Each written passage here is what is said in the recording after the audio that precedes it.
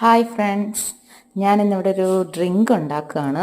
വേറൊന്നുമല്ല, നെല്ലിക്കയുടെ ഡ്രിങ്കാണ്. ഉപ്പിലിട്ട് വെച്ച് നെല്ലിക്ക ഇരിപ്പുണ്ടാകുന്നത്. കുറച്ച് ദിവസം കഴിയുമ്പോൾ വല്ലാതാവത്തില്ലേ.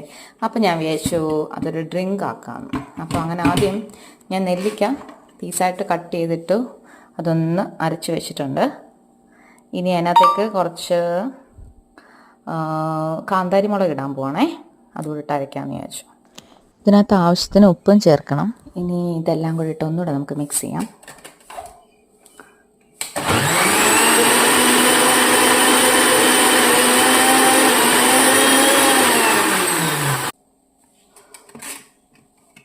നമുക്കിത് ഗ്ലാസ്സിലേക്ക് സെർവ് ചെയ്യാം.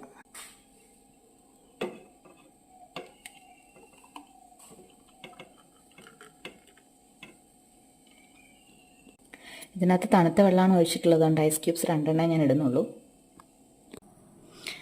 അപ്പോൾ ഫ്രണ്ട്സ്, ഇതാണ് എൻ്റെ പുതിയ ഡ്രിങ്ക്. നല്ല ടേസ്റ്റ് ഉണ്ട്. ഞാൻ കുടിച്ച് നോക്കിയിട്ട് എനിക്കിഷ്ടപ്പെട്ടു. നിങ്ങളതിന് ട്രൈ ചെയ്ത് നോക്കുക.